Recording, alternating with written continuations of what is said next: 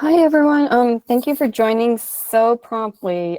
Please just let me double check if we at least have all our speakers online already. So we have James. Is Shara on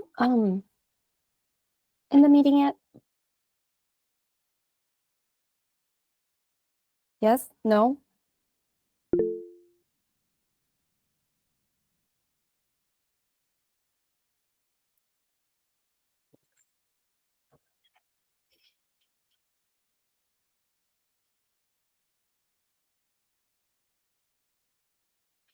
Hi Shara. I think you're online. Could you? Yes, I am. You are? Okay, cool. Yes. I wanted to make sure we have all the people that will be speaking online before Yes, we start the thing. Okay, and do we, so we have James, and do we have Almas online? I feel like an elementary school teacher right now. I'm so sorry, guys. You need to see this. I think you're online. I see your name. Almas? Are you there? Are you there?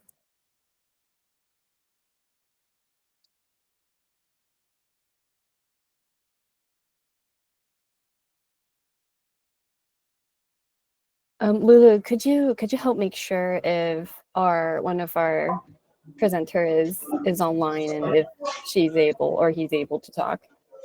Yes, I think Hello. Alma's here. Hello? Hello, I'm here. Oh, okay, good. Okay. Perfect. Sorry, I need to change my Wi-Fi. So Okay. Well, this is perfect. I think we have at least all the people that will be presenting online already. And I guess since it's 2:02, at least in Taiwan time, we should just go ahead and start. So thank you again, everyone, for joining our online event today. My name is Sandra, and I will be facilitating the event today. I personally am also a participant in some of the civic tech projects here in Taiwan. So I'm excited to see everyone here with experience or not to share what we know and see if there are ways to, just inspire each other. So just a little bit of background of why this event is even an event. This event is part of I'm sorry, I've been a little bit allergy lately. Do you want to pull up my notes?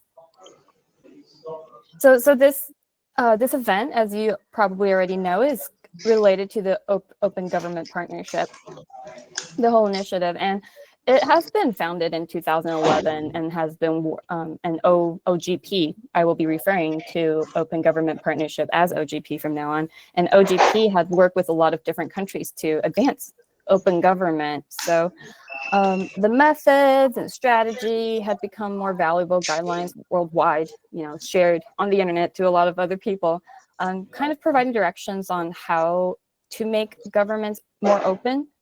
And but we do know, for example, in different countries, because either the context, the culture, or what it might be, the problem it's facing might be different. So what works for one place might not work for another place. So we really do wanted to kind of use this event as an opportunity to bring different examples so we can see and compare and hopefully learn and inspire from each other. And there is an upcoming OGP summit. I think it's next month. Lulu, do you have the dates? It's in Spain, so if anyone's joining or interested in going. But whether you have experience with government and civic tech initiatives or not, for example, if you're just interested in the topic, we hope to still exchange ideas on government collaboration and public-private partnerships. So today we have a few people here, which is all of you guys. Thank you for showing up, especially our friends that are joining from Asia and from other parts from Asia. I saw some of our signups that are from Europe. And there are indeed a lot of open government projects happening everywhere. So our goal is not to go very deep in one project or not, but to get an idea of what overall is happening, at least within the room we have today, and gain inspiration from each other. So I'm really, really excited that we have invited Shara, which is the chief for the country and local programs in OGP. And then we have Almas from Indonesia, who is part of Indonesia Corruption Watch, and also James from Taiwan, that is part of the Citizen Congress Watch. And they will be sharing some of the projects, actually one project from each of their field that is on civic tech. And after that, we will be having an open dialogue with everyone that is in our call today. And you probably think, oh, we have 30-something people. That's going to be a quite intense conversation, perhaps. But we designed the conversation to be more typing. So we wanted to be more inclusive to those who might be better at typing than speaking in English, because English is our only shared language here today. So I will guide people through on how to do the open dialogue later. But for now, I want to hand the stage over to some of our sharers today. And could I invite Shara to do the honor of our keynote speech? Sure. Thank you so much, Sandra. Good afternoon, everyone. So my name is Shreya Basu, and I lead the country and local programs team at the OGP Support Unit, which is the secretariat of the partnership that now brings together about 75 countries and nearly 150 local governments who participate as members. But of course, the broader open government community goes well beyond the current membership that OGP has. Several of you coming today, perhaps from countries that are not members yet. So I think for us, it's clear that we are meeting today at a difficult moment for those of us committed to upholding democratic principles and open government values. Across the world, and certainly in the Asia-Pacific region, we're witnessing democratic backsliding, very concerning attacks on civic space, attacks on multilateralism and global cooperation, and all of which is compounded by the very sort of almost seismic shifts that we've seen in funding and resources available, particularly for civil society to sustain its work. And I think, like many of you today, I'm sure I found myself at moments across the year reflecting deeply on what our work really means in the face of the 21st century hybrid wars that we're seeing, the human tragedies of our time, including, of course, what's happening in Gaza following the October 2023 attacks in Israel, right? So it doesn't seem like a particularly great moment for those working on this agenda. And I think we have to acknowledge that as we gather here today. But it's precisely in such moments that gatherings like today's, thanks to the efforts of Citizen Congress Watch Taiwan and others, matter so deeply. They really remind us of the power of persistence and collective action. They show us that technology can be harnessed for public good, not simply weaponized to entrench inequality, as we are seeing in so many parts of the world. And they allow us to find strength and solidarity in a community that continues to push for change, working to ensure that public institutions and public resources serve the public interest. So I look forward, like the rest of you, to learning from the case studies and the open exchange that will unfold over the course of the next hour or so. And it is with this spirit of solidarity and shared purpose why we at OGP are looking forward to the 9th OGP Global Summit that will be hosted by the government of Spain. And Cielo Magno, who is a civil society leader from the Asia-Pacific region, who is the co-chair of OGP at this time alongside the government of Spain. And this summit will be held in Vitoria-Gasteiz in the Basque region during the week of October 6th. Shortly, I'll post the link to the summit website so you can follow what's going to happen. But essentially, this summit is more than a conference. It'll be a space where over 2,000 reformers from government, civil society leaders and activists, leaders of multilateral organizations will gather to collectively grapple with some of the greatest democratic challenges of our times. How do we govern artificial intelligence responsibly? How do we fight illicit finance and its corrosive effects on our democracies? How do we guarantee meaningful participation in policymaking to ultimately strengthen democratic resilience? And how do we ensure that green and digital transitions truly serve everyone? So one, it will be a convening to bring together the collective strength of the community to think through how do we move forward from where we find ourselves today as a community. At the same time, this is not just a time for doom and gloom. We see from places as far as Brazil to Ukraine, from South Africa to the Philippines, from Indonesia to Myanmar. Reformers are advancing bold commitments, even in these challenging times, whether it's to protect freedom of expression, whether it's to strengthen digital rights or tackle corruption. And so the summit will also be a celebration of these heroic efforts of the members of the community that we are happy to call ourselves a part of. In the coming days, we will also be launching the Vittoria Gasti's Declaration, which is a call to action from the steering committee of OGP, calling on governments and organizations to reaffirm their commitments to open government values. We are hoping that the declaration will go live in the next few days, and as soon as it does, we'll make sure we share it widely with the community and also with the organizers of today's event. So you all have a chance to engage with it and both sign on behalf of your organizations, but also urge your governments to sign on to the declaration. The summit itself will be a week-long convening. The official agenda opens on October 7th and concludes on the afternoon of the 9th. And there are a plethora of side events that are scheduled for the 6th and the 10th. So really, it's the whole week that we have together in Victoria. We're expecting about 60 national representatives at ministerial or above levels from 32 countries, more than 40 local government leaders. In terms of topics and sessions, there'll be 3 high-level plenaries, 12 high-level panels and dialogues, over 40 breakout sessions and 30 confirmed side events. And these really range from topics of civic tech and digital governance to how do you ensure that governments are moving towards a more open state, a whole of government approach towards open government, from justice to fiscal openness, from anti-corruption to gender and inclusion. So hopefully everyone will find a sense of community and inspiration, no matter what aspect of open government they might be working on. And we're expecting roughly about 2,000 registered guests representing over 106 countries. So truly global in scale, which also means most discussions will be global and cross-regional. We will, of course, be delighted to find moments for informal Asia-Pacific catch-ups during the week. Please look out for Swati Mehta, who's our regional lead for Asia Pacific, who will be in touch with those of you who will be at the summit to find a time for that kind of informal networking.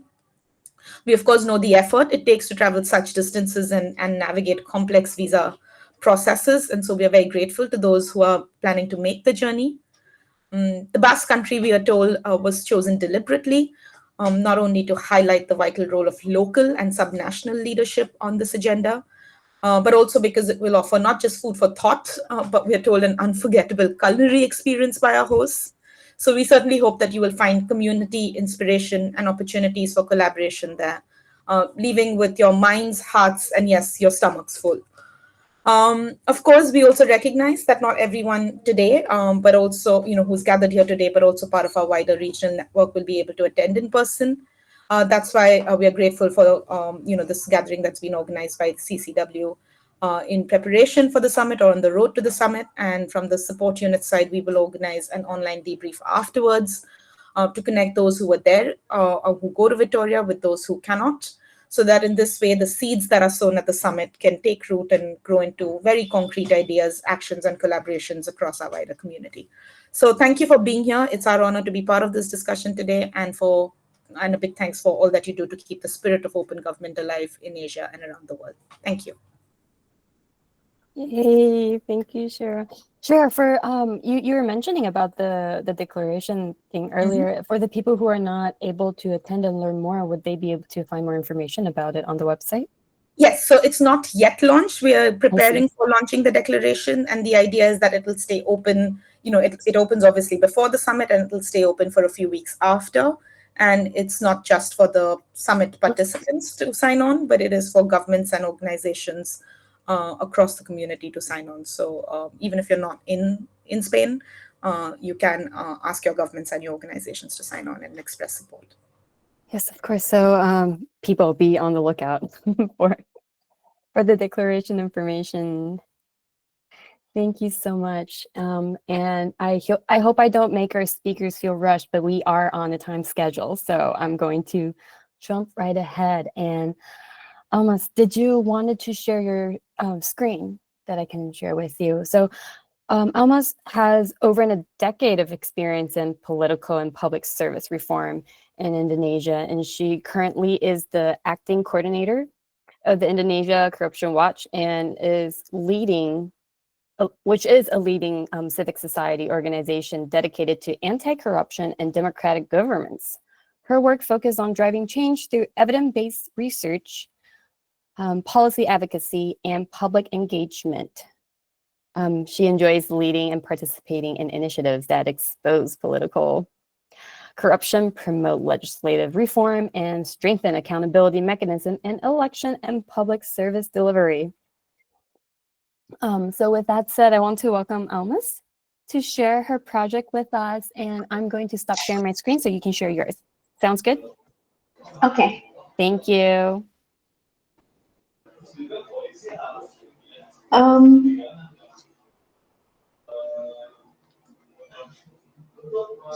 I think that's a problem Mm-hmm. that I cannot share my screen.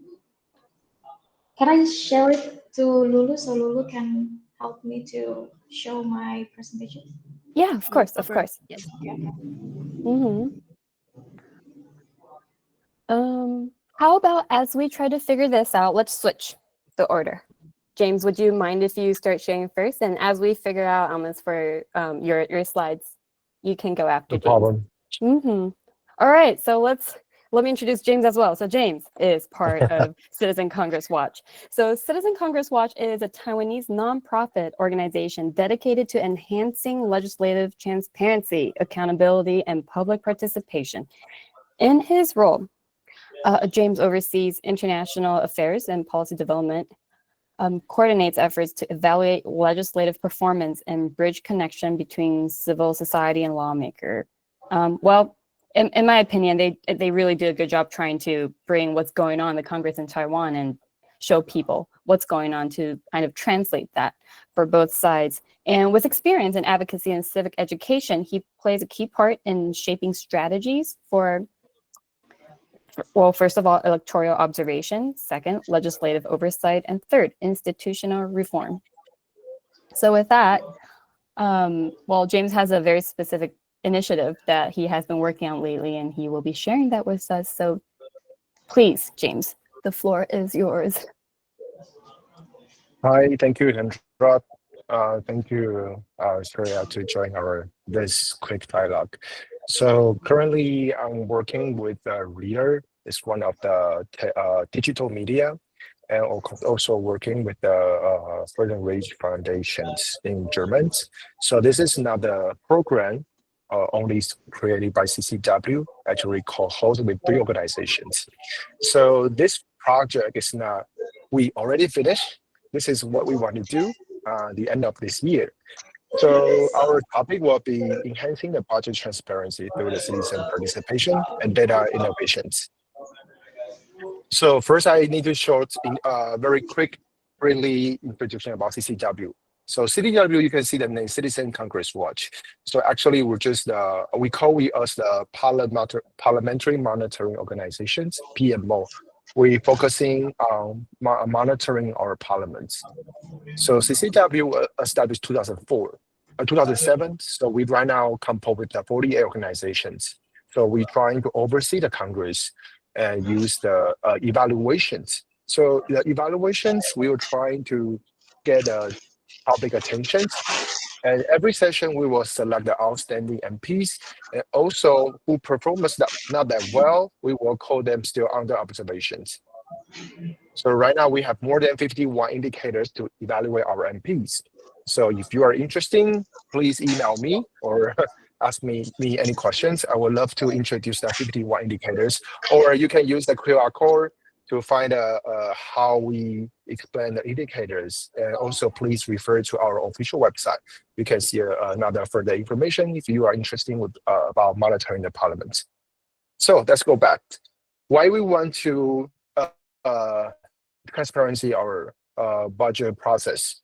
So just you need to explain the background. you may understand or you may aware that Taiwan's the early this year we facing a huge debate about our government budget inside the legislative yuan, and that lead us we call maybe we can call the great record, or like more than 30 MPs got recorded about these issues because the opposite party have a deep cuts to the government budget. So this is that the issue easy to understanding, but I'm trying my best to that everyone can understanding what the background about this. So this budget cut is it's amount 207.5 billion. So it's a 6.6 reductions. So this is the highest in Taiwan's history. So you can see the graph. Okay, used to be only 1 point something. If you can see 2 point, actually it's the peak. But this year you can see that 6.6 is a history record in Taiwan. And not only just for this is the most peak in the cutting budget amount, but also there's some ridiculous or very funny things is that they're cutting the budget. So you can see the budget item, the budget amount, but the amount cut by the legislature is exceeding the budgets the agency or originally they are planning. So it's very awkward, or they miscalculating inside the legislative year. Another thing is when you're going back to see the individual budget proposal. So this is just one of the budget proposal I want to show you. Of course, it is in Chinese Mandarin, but remember this format. I want to show this. Okay, I just quick translate. So they say because the Honduras, yes, the Latin middle of the American, the Honduras, because the mainland China did not fail to fulfill its promise to increase the purchase of the white shrimp. This is Honduras and mainland China's issue. But they use this issue to say, so we propose a budget of 400 million require careful deliberation and not approval. So people are still concerning why this kind of budget proposal come out. And used to be CCW use evaluation, right? So of course we will need to buy all the TDF file using thousands of PDF file to categorize and type in an Excel file. This is the Excel we using for evaluations. The problem is it's not enough time. So because we just for evaluation, so we have 2 or 3 months hire the part-time workers helping us to type in, but it takes too long. So the problem this time is current challenge. The informations, people don't understanding what happened in the legislative yuan. So different party, different politicians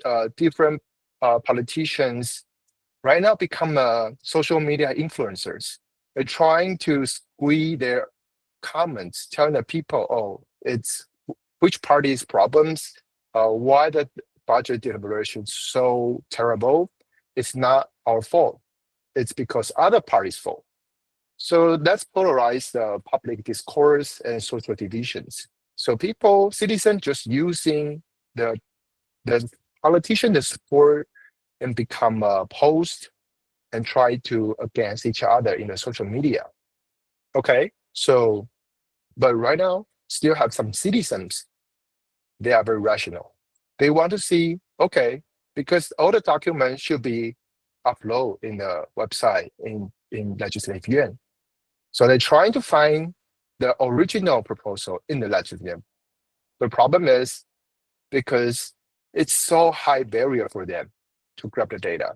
So because the time periods, they saw the news, but the release of the official records may be delayed for 3 weeks to 1 month. Of course, another thing is the PDF file, thousands of scanning entires and lower searchability. So it's discouraged people. They really want to search for the truth, for the raw data. So some of the people just give up. not to trying to care about the politician. They just think politician is so messed up, so terrible. It's not the things we can understand. Okay, so the challenge is the budget review data searched across PDF files, difficult to search, and limited public access, lack of transparency and accountability.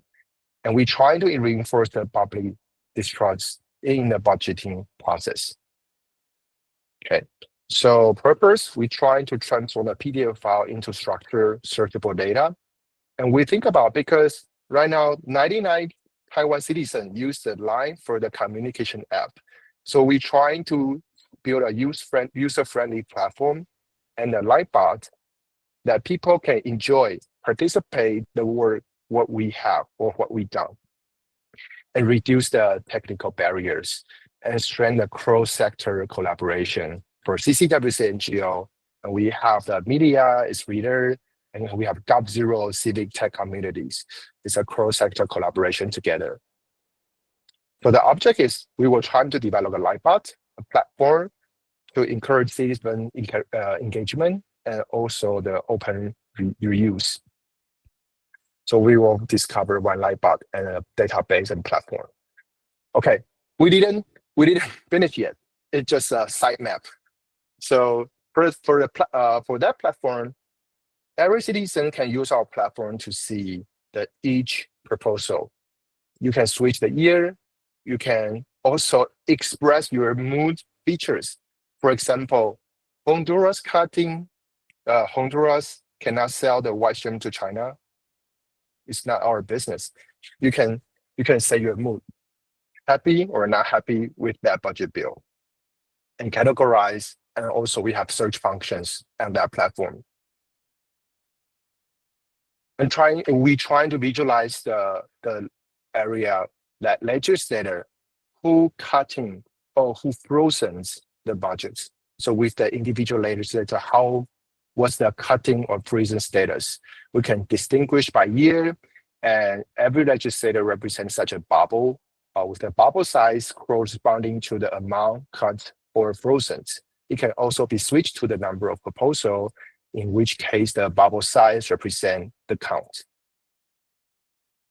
Okay, so the other direction is visualize how much the budget being cutting, be frozen by the ministries. So ministry, we also have their bubbles. Also, each legislator can represent the bubble with the bubble size correspond to the amount cutting or frozen. And then finally, final function is the visualized area. So individual MPs, the larger bubble represent the ministry categories, which is the small bubbles represent the proposal forms. Clicking on proposal from form will open a new page linking to the corresponding budget proposal page. So we're trying to linkage which proposals by which legislator, and what's the main purpose about that? Are you agree or disagree? Are you happy with that? So we make individual MP can be accountable by the citizens, and also that the data more easily can be searched, can be visualized, and that the public can join us to deliberations. What's really happening during the budgetary process in the parliaments. Okay, that's I want to show it's the live bot, because used to be just a human resource by CCW, but right now we're trying to develop a live bot. So we will send individual proposals, PDF file. If you are willing to helping us to verify, you can just helping us to type. We were asking which branch been cutting and what's this proposal for. So for this example, it's central academic. So you can just type in the central academic. Okay, which budget items? So right now I'm typing the facility and machine maintain fee. So when you type in, and helping us to trying to figure out what this proposals really means. So this means that everybody can join using this live bot, helping we to deliberate or helping to check out the raw data. Used to be, of course, we have the OCR technique, but it's not 100% corrected. So we use this kind of a light bulb. We try to invite as more as the people. They are willing to helping us to clarify what's the proposal, especially the budget proposals. So helping us to finalize the raw data, and then we can upload to the visualized systems. Okay, so we expected the completion by the end of this year, 2025.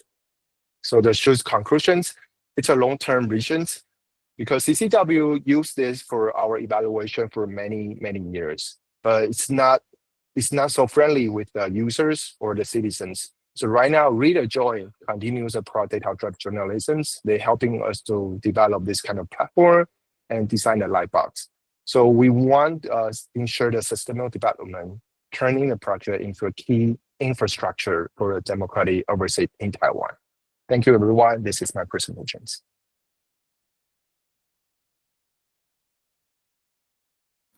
Thank you, James.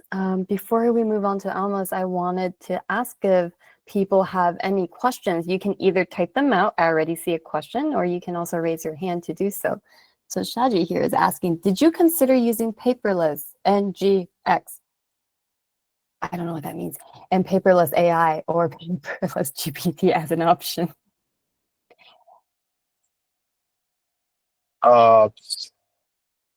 Sorry, I'm not an expert for the Technology. technical part. Yeah, Yes, we think about AI. So actually for the OCR, we're still using that. But most important thing is that the amount, how much money they want to cut, which agency, and who do that. Because they use the signatures, so even the OCR cannot recognize. So most of the things we still that the OCR helping us, but we need to human resource to verify. But of course, thank you for your sharing. We're trying to understanding what is this paperless NGX. Thank you. Yeah, I mean, you could share this. So there's a link in the comments right now. What paperless NGK is? It's a document management system. Yeah. I saw that. Yeah. Well, see if that would work for the project. Because I know a lot of the budget sheets are handwritten, which makes it difficult. That's true. But whatever help we can get from the machines, we will do that. But thank you, Seji, for sharing that. And thank you. Do we have any other? I guess we can take one more questions if anyone have any, or comments if you've seen things similar in the past and also have opinions and suggestions that you can make.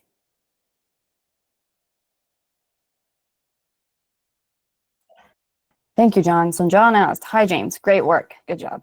Is this completely an initiative led by the civic society, or are you involving universities in this? Because universities can also help in using the data for further research. Currently, most happening only in civil society. How do I say? Of course, university have this kind of maybe they're using the data, but right now we want to do is we will share all the raw data. So we hope it's not only for our purpose. After years, I think this kind of data can helping the research or academic area. They can do more academic found or research. So of course, we will open all the raw data for international. Are you interested in Taiwan budget deliberation? You can discover, even you're in the United States or everywhere else. So this is the open data form. Yeah, but we'll take this last question then. But what's the most challenging thing when you're developing these tools? I will remand this question to the engineer. We're still in the process. But could I interpret that as the coming up with the direction and moving forward is fine. There's a lot more technical difficulties in general than there is in other parts. I think the most difficult part is to recognize the signature by the MPs. Because if you are typing the words, easy to review. But it's hard to, if you're facing some handwriting things, it's the most difficult part. I see. I see. Also, I'm on a little panic right now. I thought our Google Meet goes over 1 hour, guys. Help. I don't want Almas to be like cut in the middle. Oh, the call is unlocked. Okay. Okay, should be fine. Should be fine. Yep. Perfect. Well then, Almas, I think Lulu has your slides, right? So if you could later on just remotely control her to change slides for you. So Lulu, can you share the slides for her? Yeah, so for the sake of time, I'll let Almas introduce herself through her project sharing, but people, let's welcome Almas to share her project from Indonesia. Thank you. Okay, thank you, Sandra, for the introduction at the beginning. And hi, everyone. I'm Almas, acting coordinator of Indonesia Corruption Watch, and it's truly an honor to be here to share Indonesia Corruption Watch, my organization initiative in enhancing procurement integrity through the development of OpenTender.net. So just a brief about my organization. So Indonesia Corruption Watch is a non-government organization based in Jakarta, Indonesia, and we focus on anti-corruption and democracy advocacies.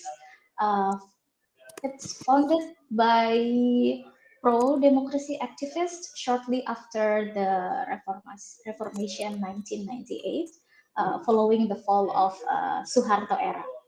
So yeah, it's just a brief about my organization. And today I will share a little bit about uh, OpenTender.net, an initiative that we have developed since 2010 to detect fraud potential in public procurement and, of course, to enhance the procurement integrity.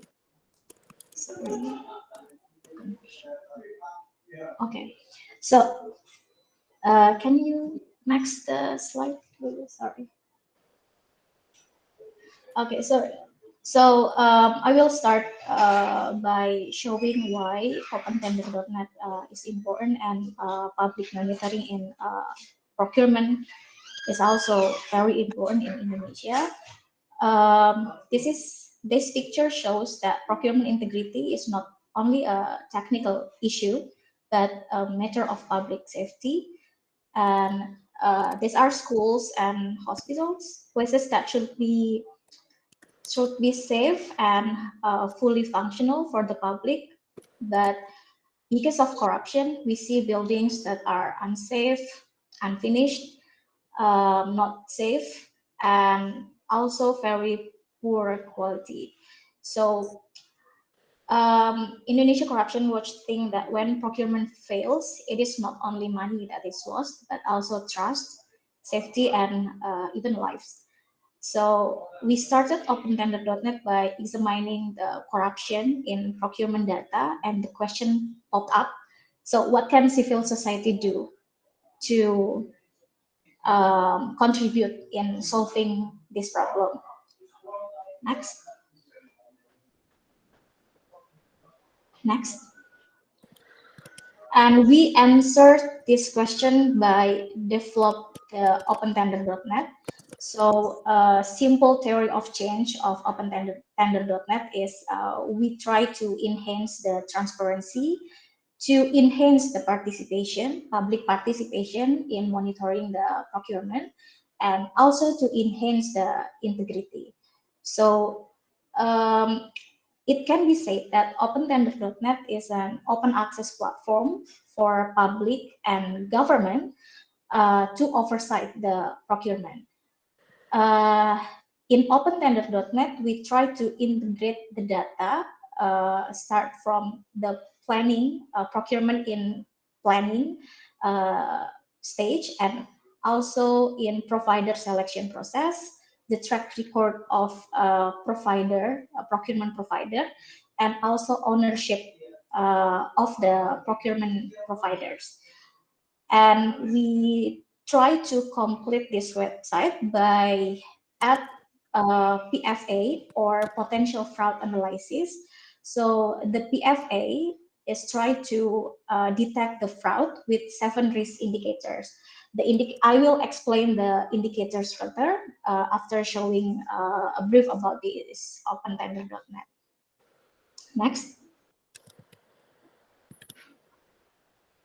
Next. We started the OpenTender.net in 2010 by developing database research on corruption risk in public procurement. And at that time, in 2010, we manually entry the procurement data into Excel and created formulas to detect potential risks. And it's really a huge work, because there were thousands of procurement information, procurement data. So yeah, it was an exhausting process. Thousands of procurement records had to be entered manually, but the finding is really important. So after we finished the research on procurement corruption risk using manually scraped data in Excel, we shared the findings to LKPP, or procurement agency, public procurement agency, and it marked the start of collaboration. So we show them the data, the findings, how high the potential of corruption in procurement, and the LKPP agree to share or integrate their data to our system. And in 2012, we started to develop the website. And in 2013, we launched the OpenTender.net. The data is not as rich as now. For example, the data is only about tender and tender participants data, with only 5 potential fraud analysis indicators. And in 2019, we add user login, so public can submit a report regarding the corruption issues or fraud in procurement. In 2020, in the middle of COVID-19, we developed the OpenTender.net by adding COVID-19 and infrastructure dashboard, so people can directly access information about COVID-19 and infrastructure. Because at that time, we analyzed that there were a big potential of corruption in COVID-19 handling procurement. And at the same year of COVID-19 and infrastructure dashboard development, we also add 2 PFA indicators from 5 to 7 indicators. Today, in 2025, we have integrated public report at OpenTender.net with e-report that developed by procurement agency. And we also add a special dashboard about data blacklist or provider blacklist. We also add feature about social network analysis and access to publish e-purchasing and e-catalog data. So hopefully next year, the OpenTender.net is not only talk about tender, but also about e-purchasing, because in Indonesia nowadays, the government agency, they mostly use e-purchasing, not tender or other procurement methods. So it's the development is really important. So it's not a short work or initiative. It takes 15 years to develop this website. Next slide. So why we developed this website? First, we see that public procurement has a high corruption risk, and there are data availability because the procurement agency has published procurement information that accessible for the public. And we also see that there are monitoring potentials. The data can be analyzed to detect red flags, the anomalies in procurement, and risk or fraud. And in Indonesia, if we talk about public oversight, it's also a big opportunity because the public also can use the technology, and we can develop technologies to enable citizens or civil society to track public procurement. And we think that transparency alone is not enough, so data must be accessible and user friendly. So after the government published the information, the next homework for us is how we use the data or the information to monitor the government procurement. Next. This is the many website that LKPP or procurement agency maintains about procurement information. So in Indonesia, the government has a lot of website. Start from the planning stage of procurement, selection process, monitoring and evaluation, and e-complaint. And it can be said that open tender is hard to develop without government commitment to implement e-procurement and open data. So we can say that this initiative is the fruit of the government commitment to open the data and collaborate with civil society like Indonesia Corruption Watch. Next slide. Okay, this is about the potential fraud analysis. What is make this website different from the government website? So we pull many information about procurement in one website, not in many websites. And then the second one is about potential fraud analysis or PFA. The first indicator is about tender duration.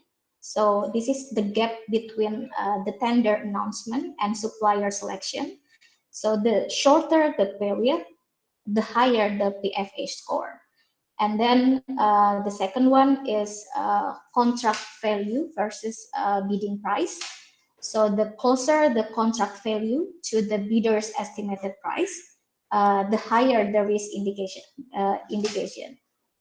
The third indicator is high value of contracts because based on our research on corruption cases, larger contract values are often associated with involvement of higher level officials in corruption cases.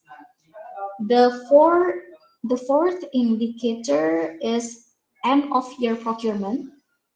So procurement conducted in the fourth quarter or at September, November, December, especially with short announcement durations and larger contract values tend to followed by higher risk.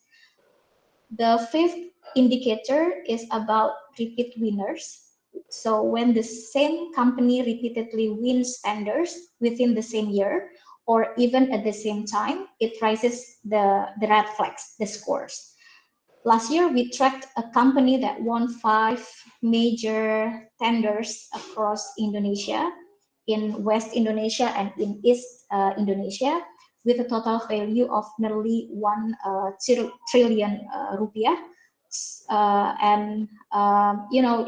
It's like impossible to not really big company to maintain that big procurement. So we add the indicators about the repeat winners. The sixth the sixth indicator is about short tender titles, and the last one is about description project, the description of project title. So shorter title and description will followed by higher score or higher red flags. These four indicators are scored from 9 to 100 and categorized into three colors: the green one for the low risk, the yellow one for the medium risk, and the red one for the high risk. Next. So when public open the opentender.net, public can see the procurement with the red flags, the red one, yellow one, and green one. This is just an example. I show, I use one project or procurement in here. It's about the revitalization of Lapangan Merdeka. So it's like a public space in Indonesia with which got a very high score. The score is 75 of the score of PFA is 75.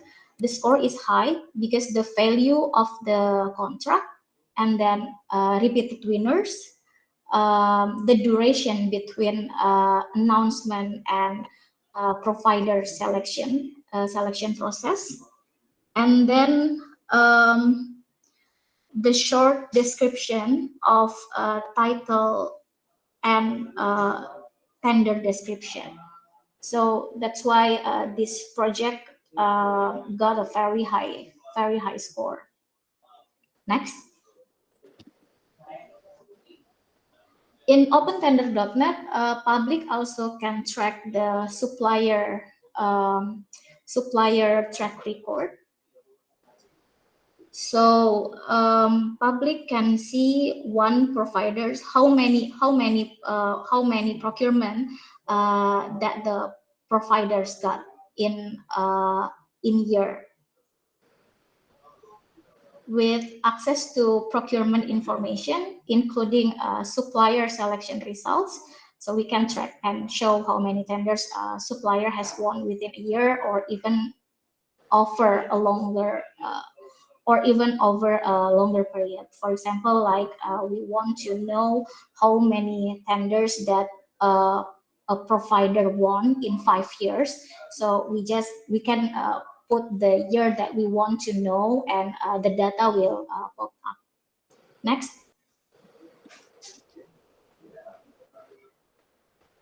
This is the new feature in opentender.net. So we integrating the component handling mechanism that we have to the LKPP e-procurement, the LKPP website.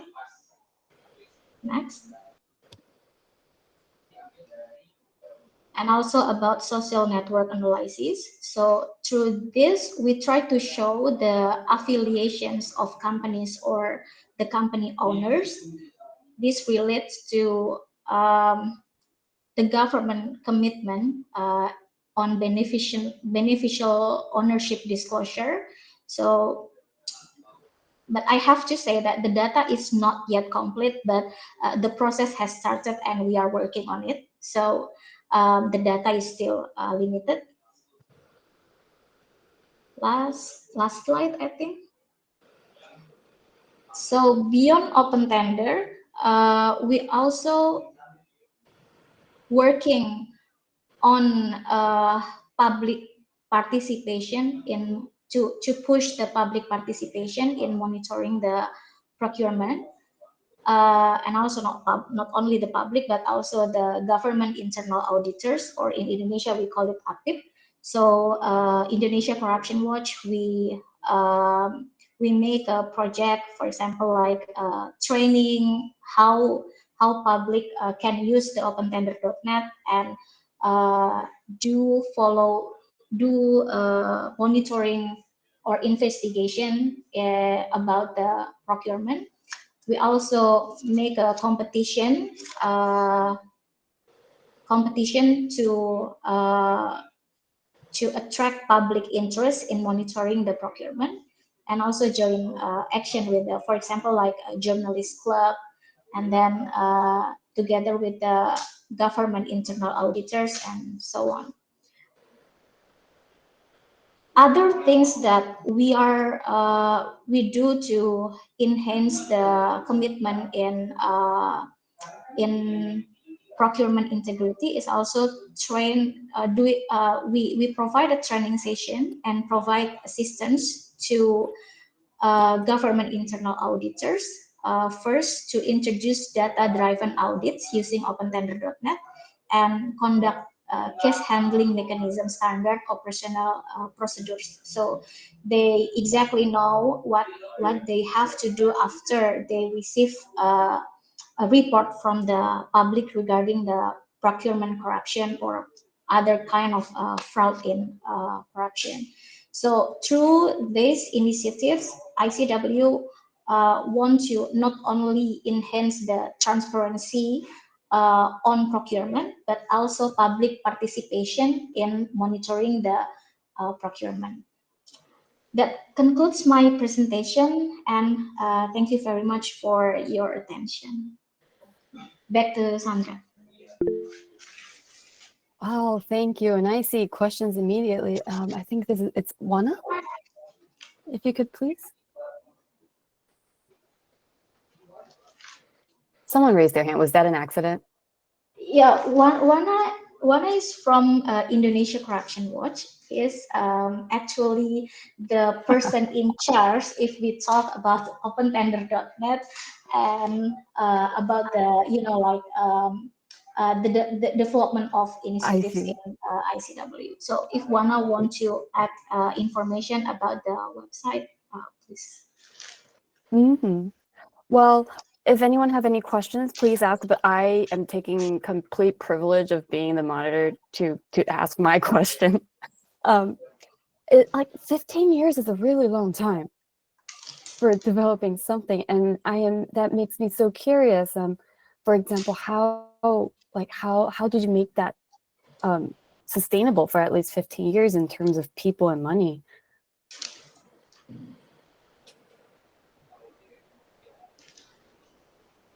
And that would be, hello. I was asking because 15 years is so long. So my question is that how was it possible for you guys to have the people to stay on board for so long, and even financially have the money to push things through, because that probably was part of it as well. Okay, so we need two other important things to maintain the OpenTender.net. First one is about financial, and the second one is commitment of procurement agency, LKPP, to still collaborate with us in Indonesia Corruption Watch. So first, about the LKPP commitment to make this government organization still open and has a commitment to collaborate with us. We don't have like a super long MOU, mutual of understanding, with the LKPP, but it's not annual. I think we have to renew the mutual of understanding, the signation of mutual of understanding every 2 years. So we maintain by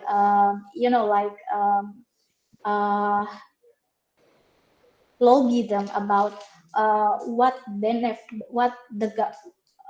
kind of benefit that government can get if they open and work with us, civil society.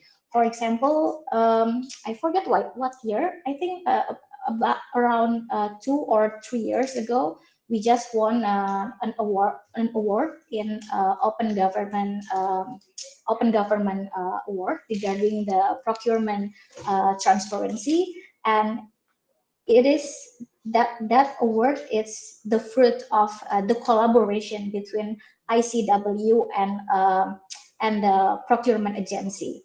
So we show the government they receive a benefit if they open to public, not only to publish the data, but give us access to analyze the data and integrate their data to our system.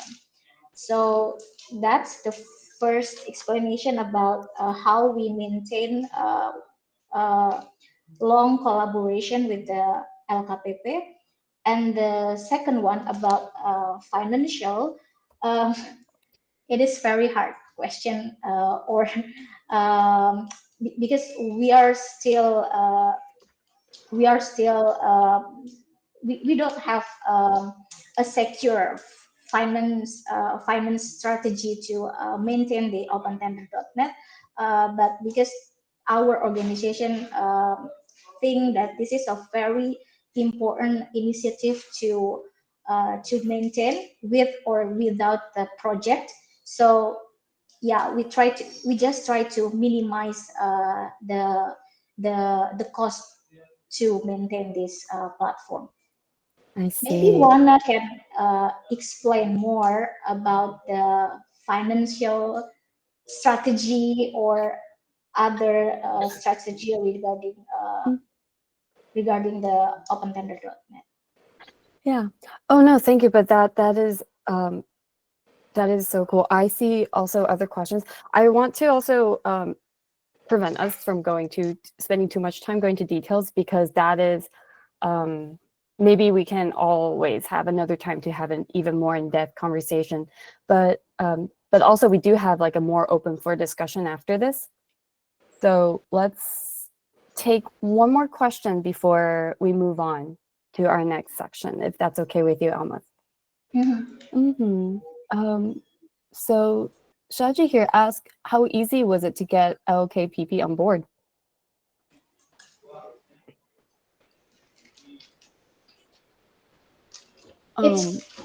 Yeah, was it hard? Was it easy? How did that look like? Yeah. It is an important question, but I can say that LKPP is already has a very good commitment in opening the procurement information and to collaborate with civil society in enhancing the procurement integrity. So actually,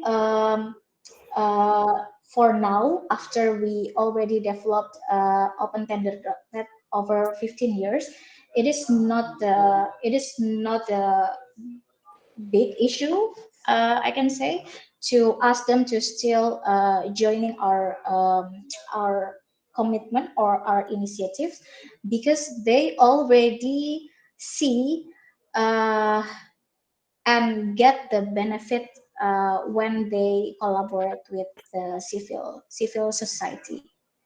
And the LKPP, even though they are a state agency, they are like an independent agency that has specific mandates to make sure the integrity in the procurement. So our interest and their interest has a similarity. So we can working together, and basically I can say that the civil society initiative in procurement integrity is also support their role in keeping the procurement from keeping the procurement away from corruption and any kind of fraud. See. Well, thank you for sharing. Well, can we please all thank you, Amos, for the wonderful sharing. That was amazing. And now for the next around half an hour, I would like to invite not only our two speakers that are sharing, but to invite everyone to join the sharing. So this is how it's going to happen. So let's see. Next, we'd like to conduct an open dialogue. So for some of you, you might have seen this before, but this is the International Associations for Public Participation's framework, where when we are talking about the interaction between the government and the civic body, what different levels of that involvement could that be? And I'm not saying that more involvement is better, less involvement is better. It's just that every topic and every situation might have a different level that's appropriate, for example. So going from simply informing, for example, I think today both of our projects are very much on the spectrum of informing, like gathering all the data and showing them in the way that it's easier for people to understand, and therefore it makes it even easier for the people who would be, for example, taking a stance in a more higher involvement with the government could use that as a stepping stone to move up. Or, for example, consulting. The second level would be consulting with the public and to ask for feedback, or even involving the public to work with the public throughout the process, or to collaborate, where actually the civic body also is part of the execution, or even all the final decision making in the hands of the public, where you go towards the very other side of the spectrum, which is empowering the civic body. So what we would like to do is that I'm sure over here that's in the conversation today, there's a lot of people that are involved in different types of civic tech projects, where we could map out our different projects so we can get a glimpse of what are the different people we have here. And for example, if you want to ask more questions or give suggestions and make it easier for us to connect with each other afterwards, because we know who is working on what, like briefly. So we won't be able to go into details of each project, but the idea is to have enough information. So because we don't have much time, we still plan to end today's event at 3 in another 24 minutes.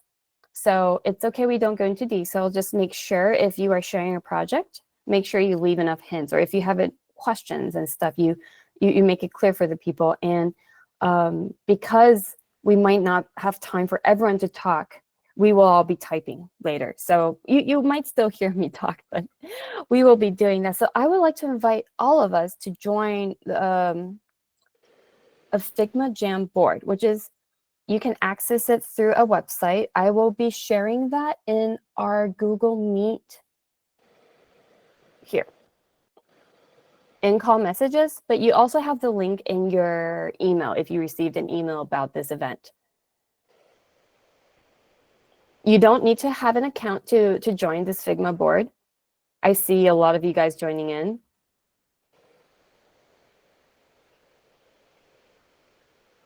So we'll be using Google Meet for voice and Figma Jam to work together.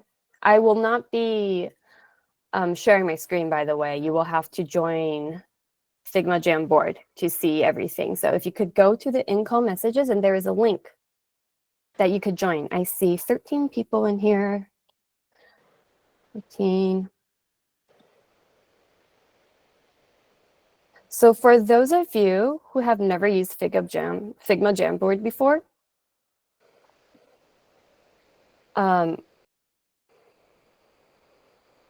well, actually, I feel like a lot of people have not joined yet. If you have problems joining the Figma Jamboard, please let us know in the messages, and we'll see how we can help you.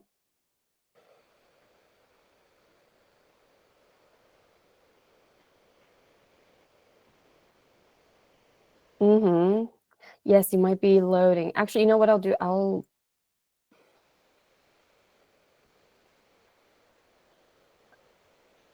wait for a little bit more. Yes, I see more people joining.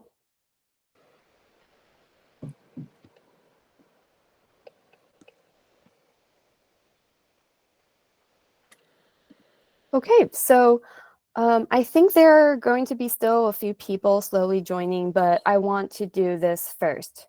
I'm gonna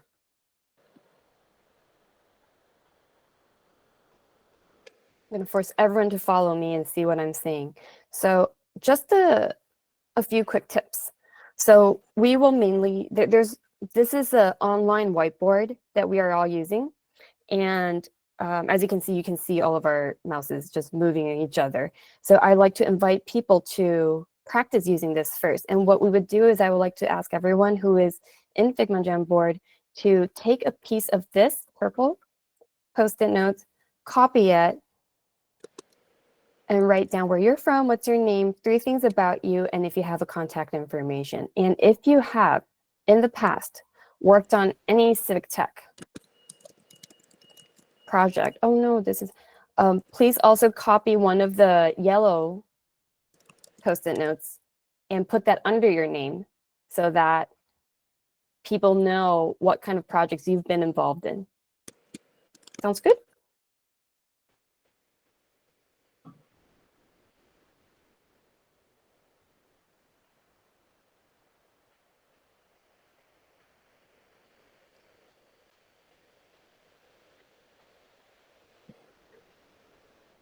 Oops.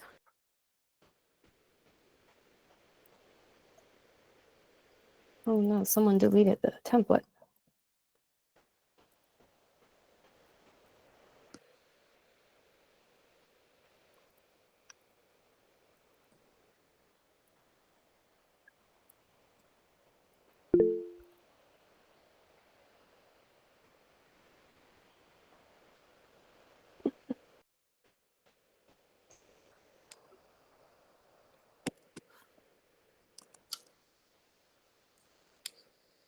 I'll give everyone 3 more minutes to do this.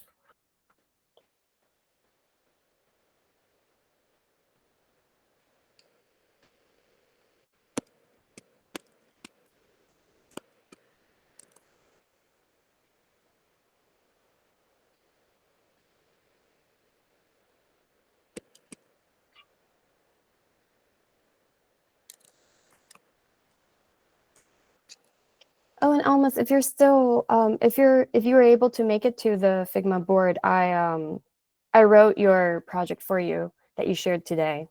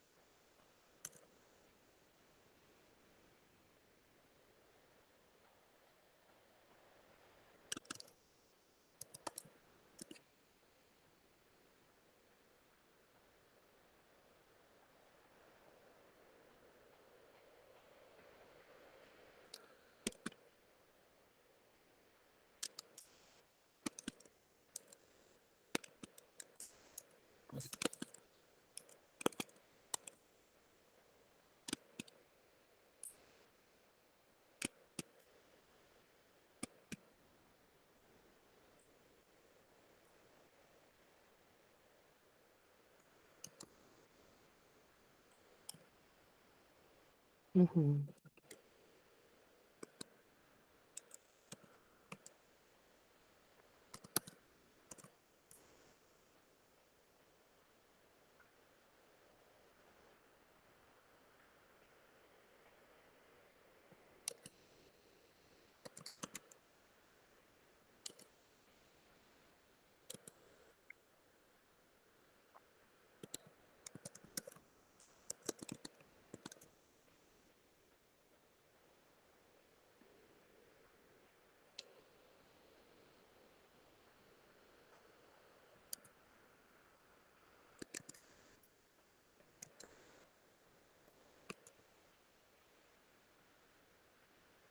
Okay, I see people are starting to wrap up and looking around who other people are all here in the call today. But this is actually in our hope that we would be kind of using this for everyone to do your business card exchange online too. So if you see anything, anyone, any projects that you are interested in later, feel free to contact each other. We're also, one of the main goal of this event is to connect everyone as well.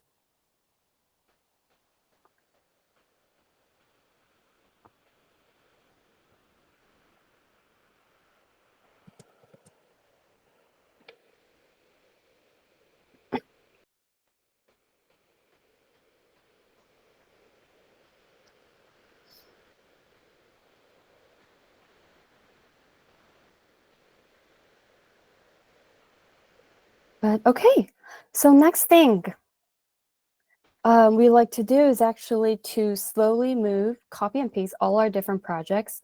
And wait a second, I'm going to force everyone to follow me. What we can do is to move our project, copy them, and map them out, because I believe that it is really important to kind of see where your project stands in relationship to the government, and you can have a more meaningful conversation of what problems you are interacting with, what challenges there are, and what we can do about it if we were to move forward. So description is here as below.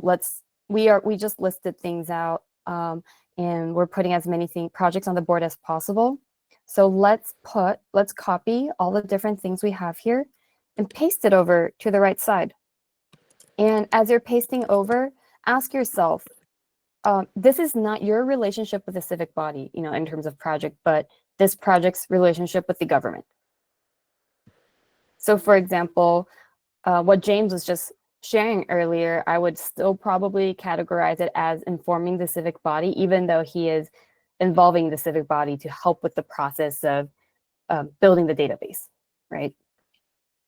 And if you are personally involved in the project, please also put your name. There's a blue little tag on it, by it, so people know that, oh, if I'm interested in this project, I can be part of it. And as you're moving your project over here, if you have time, there are two different colors of Post-it notes, which is a red one and a green one. If you're interested in sharing things that could have been better and things that are great about it while you're at it, that would be great, because that can provide more insights into the projects you're on.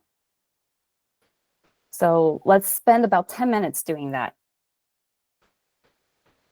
No, wait, if it's 10 minutes, we would be running out of time. 5 minutes, 5 minutes. It's like, quickly move your stuff over. I'm so sorry, guys. This is in such a rush.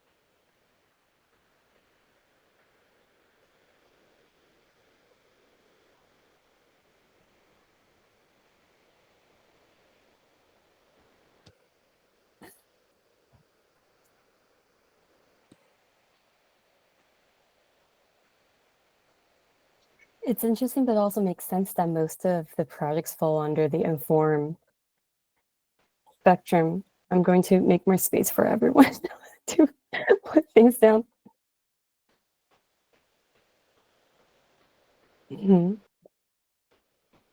Please don't be stressed to feel obligated. You need to write down, with the green and red Post-it notes. That's just more of a way for all of us to be able to share a little bit more details.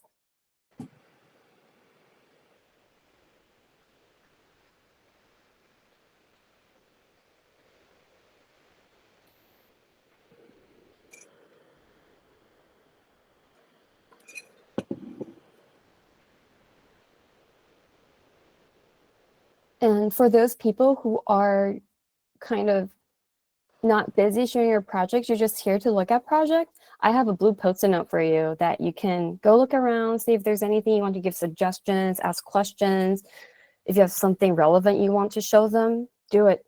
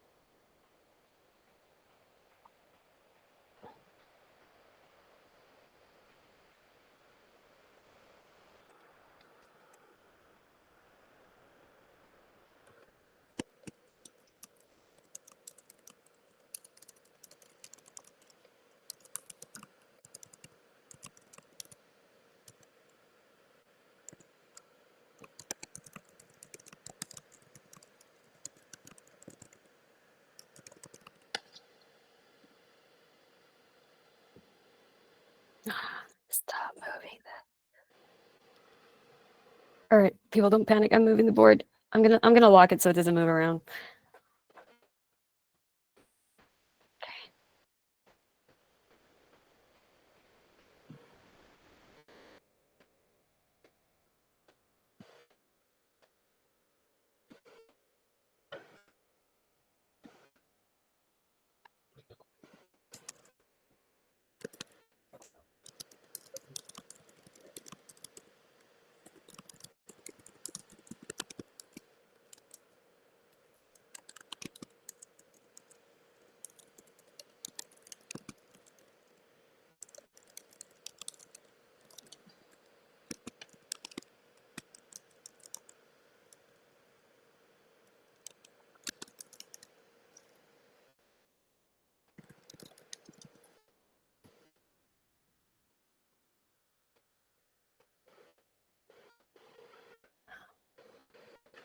But for now, I wanted to give everyone a few minutes to kind of go through the different projects and take a deeper look at it. And if this is a project that you're really interested, for example, whether it's the project that James or Alman's just shared, or any other projects here that wasn't one of the presenter today, but you still find interesting, you can either leave a message, any color of Post-it notes really, but here's a purple one in the right hand bottom corner on the board if you would like, leave your name there, tell them you're interested, and hopefully this, if enough people are interested, perhaps that could be another meeting and stuff that people can organize themselves.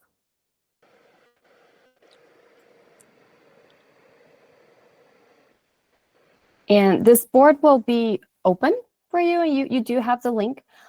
Editing permission will be on for another, let's say, 24 hours. I think that's the limit. But hopefully this is an ongoing place for people to kind of see where each other is at and have that conversation if needed.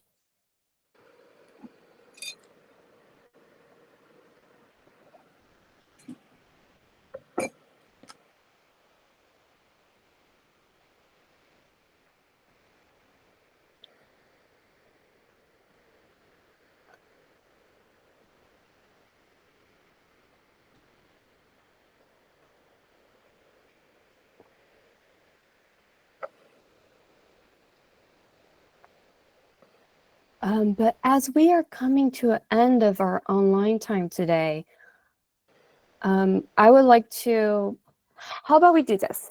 I know there's a few closing sharings that wants to be made. Lulu, the thing that you're going to talk about, do you need a slide? Do we need people to switch places?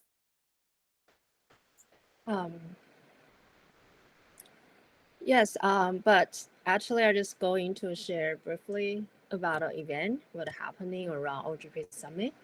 So I think it's pretty short. So I think if people can stay here for 1 more minute, and then we're probably ready for close.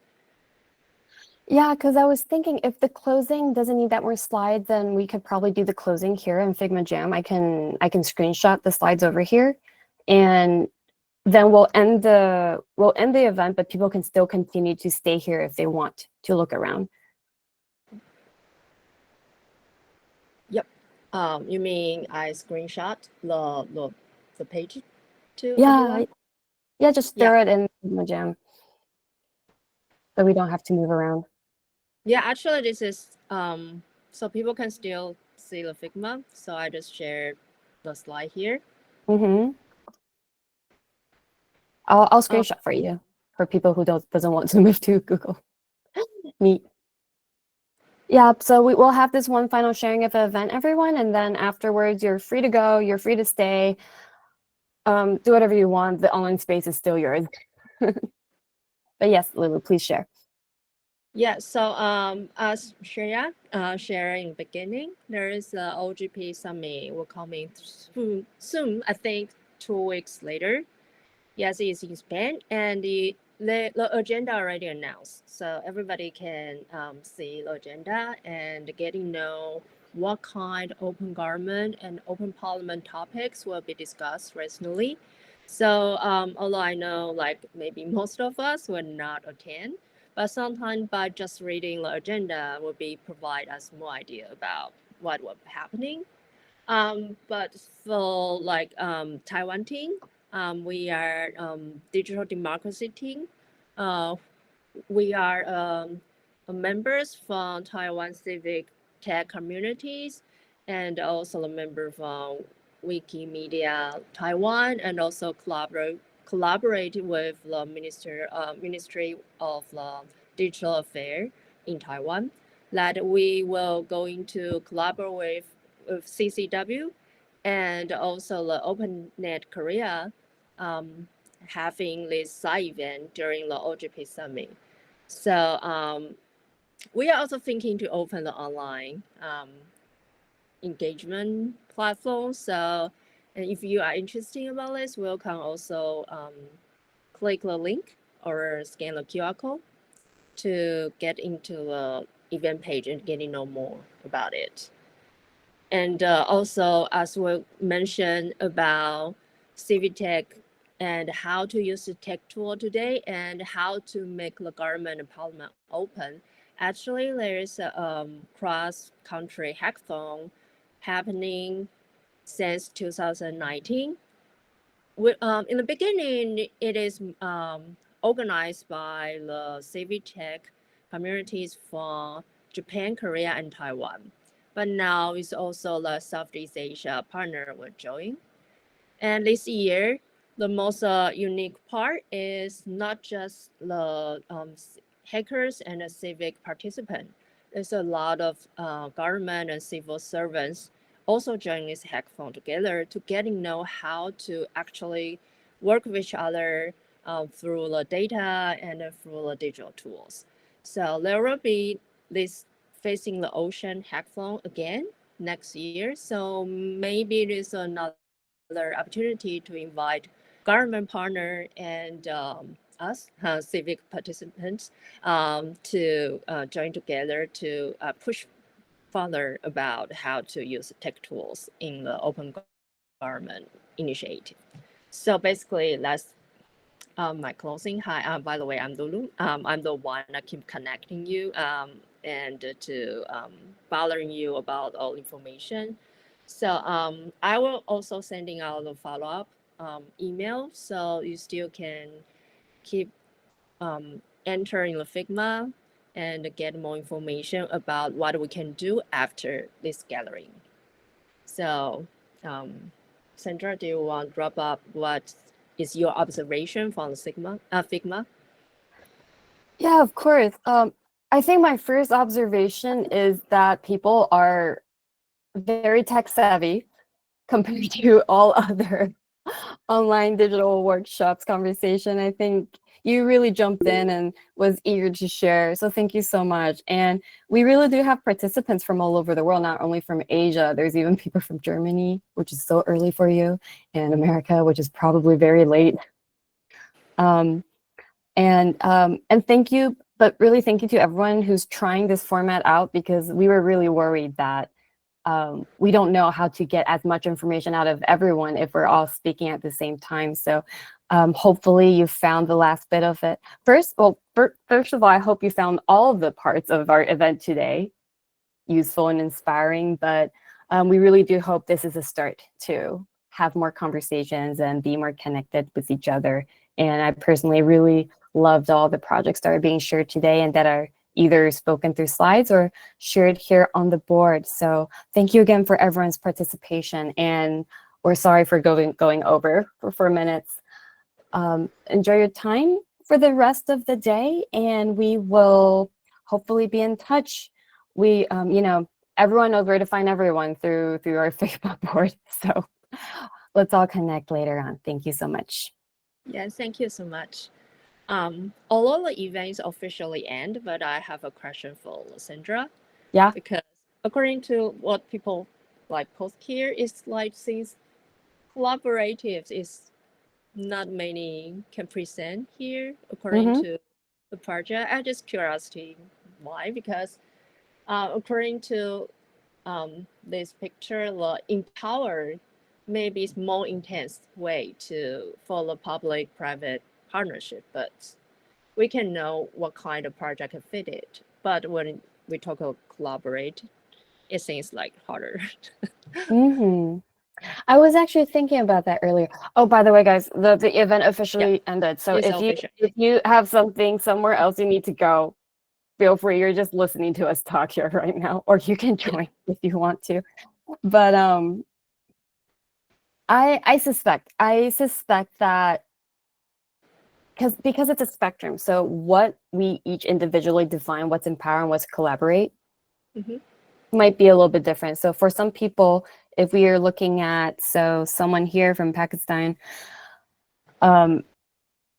shared this project that they categorize them under empower, but maybe for someone, if they look at it, it's just collaboration with the civic body.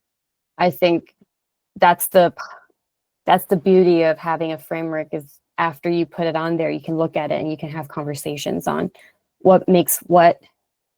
So perhaps something from the involvement actually, in my opinion, would fall under collaboration as well. Okay.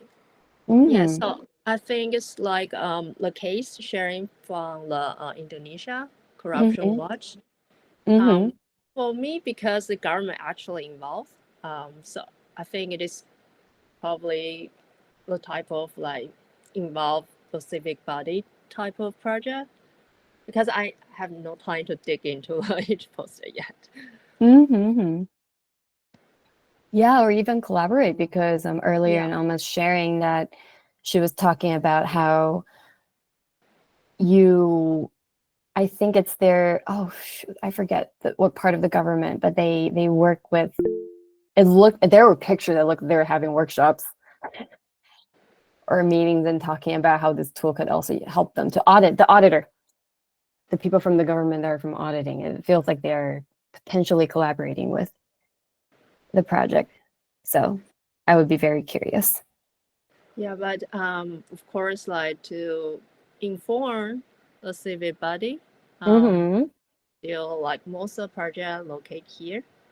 But I think there is still good that at least government willing to share, and the civic society organization is also willing to get those data and do something. Although I think some projects for like government have this platform and an app and they share with people and maybe just have the basic data exchange. Yeah, and I completely agree. I think that transparency or just, informing is the first step to a lot of, it might actually be, you need to have that to happen first before you can start consulting, before you can start involving. So at least personally for a few projects that I am involved with, I would love it to see the project when they start moving towards the right, which is why I find the open tenant project today inspiring, because it feels like they started from the left side of the spectrum. They're slowly moving to the right side. And I think that's beautiful. Yes, for this part, there's also the Open Parliament TV. It's very interesting. Open Parliament debate. Yeah, at least Open Parliament TV has a cool website. I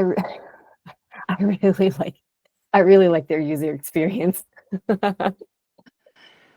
Yeah, I think at least the parliament and government willing to open up their information or how they communicate. So for us, we will be able to thinking how to collaborate with them in the future. Of course. Oh, yes. Almost is saying every 2 years they have to worry about the commitment from the government side because they need an MOU to get the data. Okay. Yeah, I think this is also another problem about open government and the open parliament part, because for some project, you need to tightly work with them. But after election, the situation can be changed so dramatically. So absolutely, I think that is also why you ask question to Almas, like to have a project for 15 years about government data is very incredible, because every time if after election something were like stop you to do further steps, or even you need backward to so many before. So I think it is very incredible to keep that.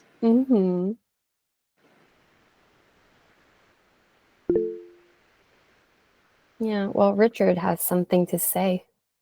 You can just please go ahead and just unmute yourself and join the conversation if you would like. We're just here. Yeah. Hello again. Very late for you. Yes, it's almost 4 a.m.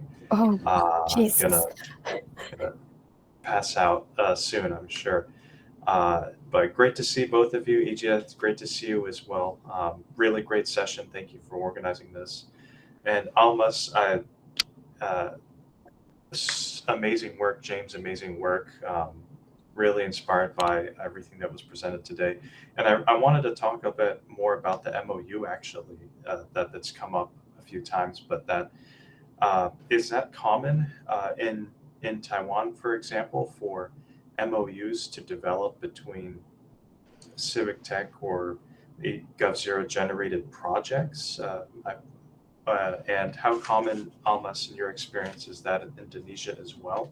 I haven't thought about MOUs as a institutionalizing tool of getting a government or a public agency or office to commit and to kind of force a situation that a state or a public office has to talk with a civic tech or a voluntary organization or NGO I work at the university and we'd use MOUs constantly for our own projects, but it never dawned on me to apply that same institutionalization thinking to these projects. So I'd love to hear any observations about that, if MOUs are a common tool among civic tech or volunteer orgs at this level to have government involvement, or at least that socialization component where both sides have to talk and discuss every so often.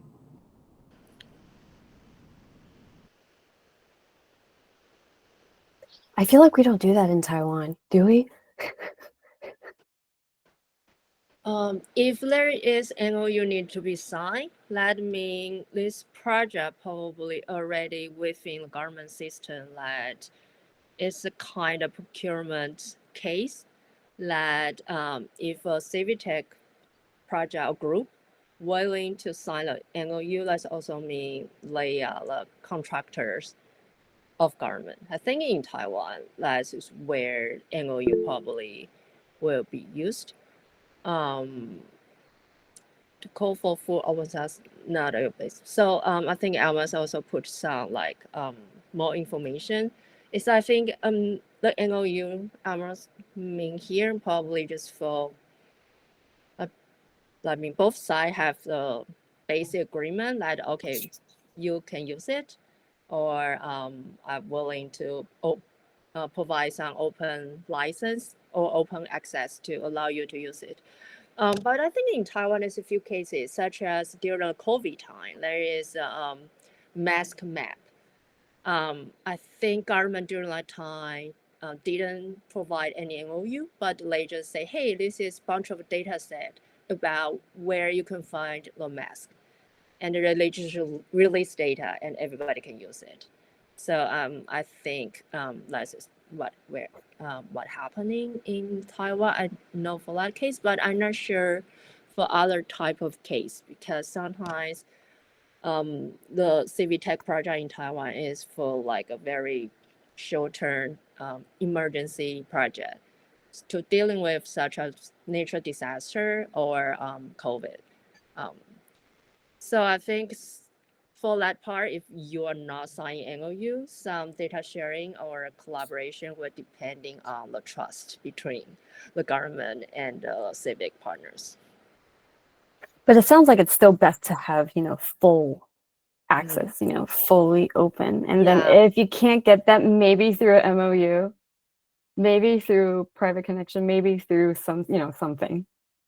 But it's really, I think it is. I never heard of using an MOU either, at least from my side. Yeah, but how to make sure the government willing to provide the open access to the data for long term, not just say, okay, maybe this year I feel good about working with the most civic partners, so I open that, but maybe next year they change something.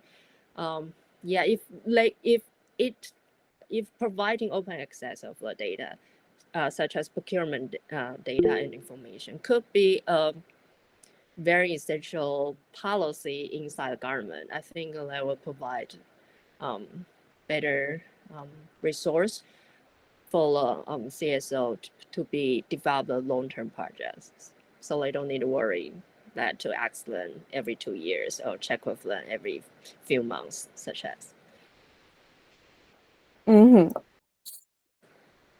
Yay. Yeah, I think that could be the question to bring to the OGP summit, because there will be so many government delegation there and join all kind of session. So at least I know there will be group of Taiwanese from the civic side to attend the OGP summit. So maybe I will just provide them this question and to see what kind of policy like government can adopt to make sure like civic partner be able to have long-term access to the data.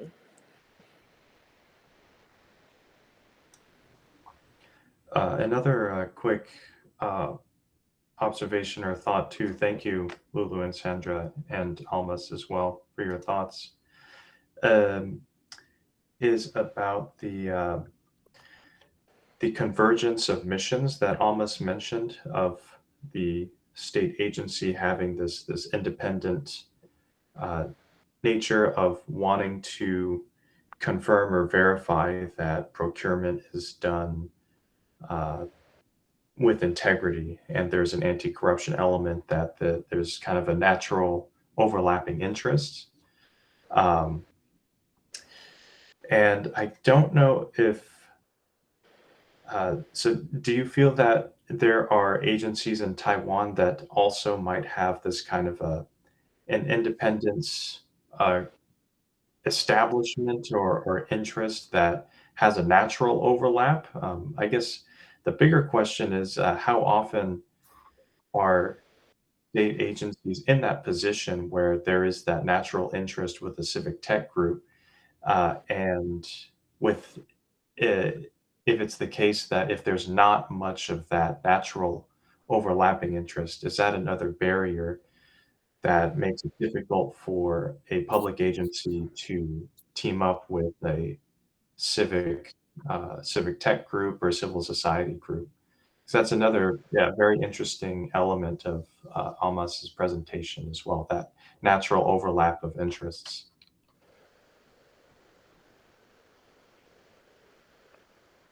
I feel that all projects should have a natural, neutral overlap in some sense, even if it's to get more votes from the people, if it's a voting country. Is that ideal situation?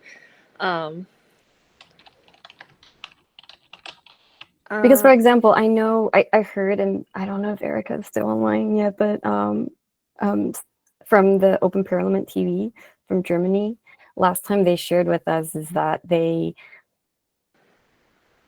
so the parliament offered the data before they were even asked, because they wanted to only provide this much, like this is what we're giving you, nothing more, but take these instead. So they don't ask for more. So again, like they do want to share, but in their control too. So I don't know if that also count as a mutual interest, where yes, I want you to know that I'm doing things. So, and that's my interest. And because from the civic side, I want to know these things. So at least at that time, that's kind of where they meet. And it might shift later, but for now. And I thought that was really interesting. Yeah, I think it's definitely some mutual interesting, but maybe not for every topic. Such as in Taiwan, as we mentioned, like there is a civic tech project for when there is a nature disaster happen, and people probably and the government don't have so many resources to deal with like urgency, so they're willing to release data, and even looking for the civil partner to work with. But such as Almas mentioned, the procurement project, like how to open the procurement data in Taiwan is extremely hard. Like department who holding those data is very conservative and doesn't willing to make any change and release data.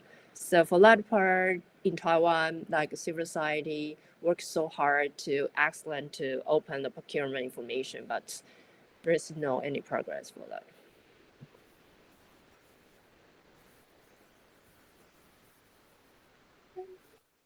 Yes, I think it is different. Yes, I think until now still like 20 people here is amazing, but we're just chatting for something. And I think it's the people, partner from Malaysia actually, and from Pakistan also like providing a lot of like project information. So I'm not sure if they're here, but if you want share into more detail or make some comment, also welcome. But I think we already stay here much longer. Yeah, I think we're all overdue. We should let people get back to their days. Yeah, so I think that's fine. I will send out a follow-up email with all the information. So I think it will be for you. It will be easier for you to check more detail after this. Yay. Thank you, Lulu. Thank you, everyone. Thank you, everyone. Goodbye.